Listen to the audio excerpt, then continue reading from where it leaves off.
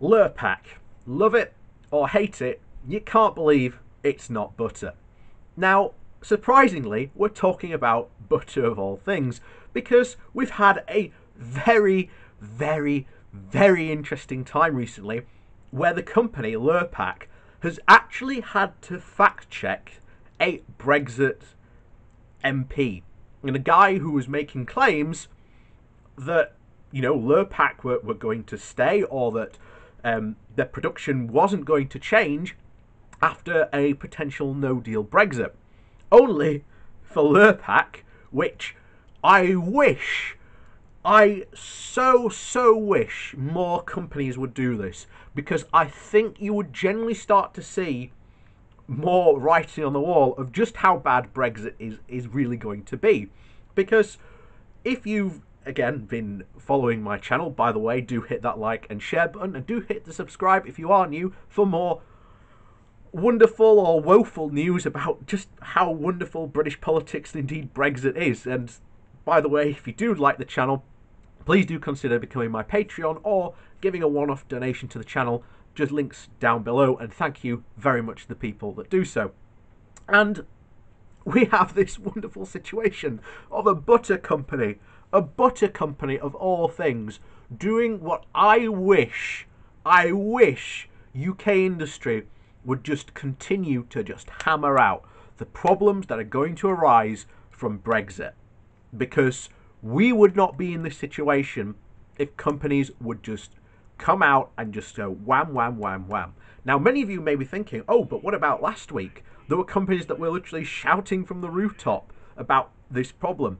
Well, the big problem is that most companies do not get political.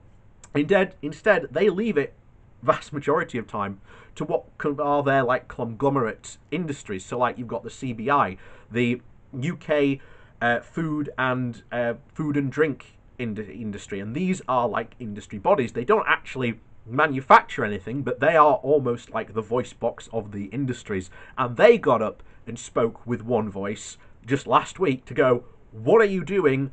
Get a good comprehensive deal, or else we are going to face huge problems. And unfortunately, it just did not get reported, which was the saddest thing about it. And unfortunately, here we are, a butter company calling out this Brexiteer, and I wish what other companies would get on board doing. So, this comes from the Metro, and it's Lurpak fact-checked minister on moving production to the UK after the no-deal Brexit. So, Lurpak has slapped down a minister's claim that it would have to move its production to the UK to avoid no-deal tariffs on its butter. The Environmental Secretary, George Eustace, suggested that foreign dairy companies like Danish firm Aurelia, who makes Lurpak, would have to relocate part of their business to the UK to avoid a potential 35% tariff in the event of a no deal.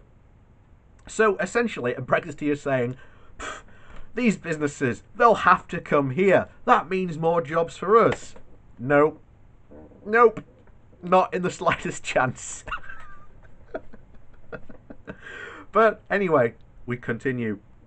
So speaking on the BBC's Andrew Marr show, Mr Eustace insisted that a no deal would not impact British dairy farms because we will be applying tariffs as well on imported EU goods.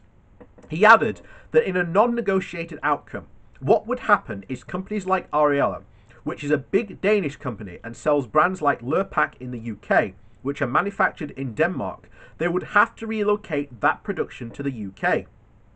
But a spokesperson for Ariella told the Metro that this would not happen. Lurpak is a renowned brand from Denmark and the UK's favourite butter brand, and is subject to legal protections, which means that Ariella can only produce Lurpak products in Denmark, the spokesperson said. It cannot be produced in the UK. The spokesperson said that Mr Eustace's comments led to a large number of misunderstandings about Ariella, which has its headquarters in Denmark, but is cooperatively owned by dairy farmers across Europe, including 2,300 British dairy farmers. They added, "It is disappointing to hear the comments made, but we remain fully committed to supplying the UK with top quality dairy products, and our position is that a tariff-free trade agreement that minimises the non-tariff barriers is the best outcome to minimise the impact of Brexit and the transition for our customers, or indeed our British farm owners." Ariella said that its owners of the cooperative and their British farmers benefit equally from the commercial success of Ariella and its products in any market, including the UK. On the Mars show, however, Mr. Eustace did concede that British sheep farmers could be hit by tariffs after a no-deal Brexit. He said that the reality is that if you look at the agricultural sectors, there is one sector that would be effective, and that is the sheep sector, because we are a significant net exporter of lamb. He then suggested that if mixed beef and sheep farmers could diversify into beef, as the UK may not be importing much beef from Ireland.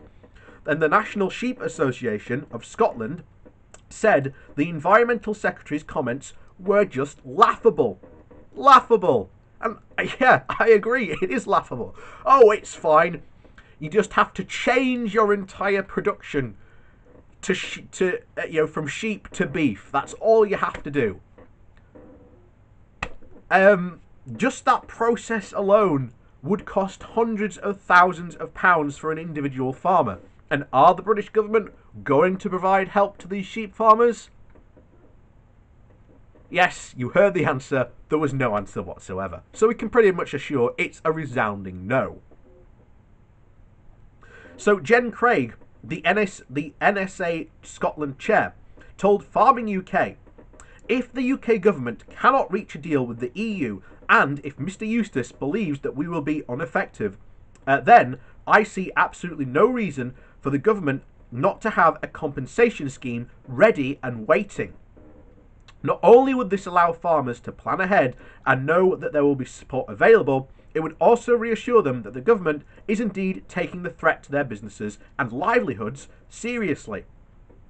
Well, sorry, Jen. The government taking any kind of Brexit threat seriously is once again laughable, as you said at the beginning. The government seeing a potential threat, being told that it's a potential threat, and then not doing about it until it becomes a crisis. Shock horror.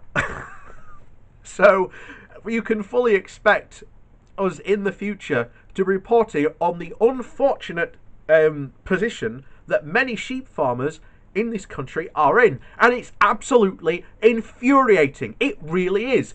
What the hell is our government doing? We have serious problems, businesses that are going to be affected, businesses that are already under enormous pressure from COVID-19, and now all of a sudden we're going to do this mad thing called Brexit, which is based on pure fantasy and magical thinking because it'll be fine. I generally don't know what to say, and we've said this from the very beginning. Brexit has no policy. So many of you might be often thinking, well, why aren't we talking about what happens after Brexit? Because there's nothing to actually talk about. But time and time again, we do these articles, we do these stories, always from industries and sectors all over the UK that have said, this is going to be a potential problem, we need the government to help. For example, the sheep farmers here, setting up a compensation scheme so that they can be ready and be prepared to take effects. Has the government done such a thing? No. They've got plenty of money for, as we just heard today, for defence, because, as always, Theresa May said there's no magic money tree, but surprisingly, whenever the Tories want money, they seem to find it. So perhaps there really is a magic money tree and the Conservatives just have the map to it. And of course, that money never goes to the people and businesses in the UK that so desperately need it. So with that, thanks for watching. Please remember to hit that like and share button. It does help out the channel. And of course, if you would like to help to support the channel in another way, please do consider becoming my Patreon, or there's a one-off donation link down there as well. And thank you very much to the people that do support me. So with that said, thanks for watching, and we'll see you all next time.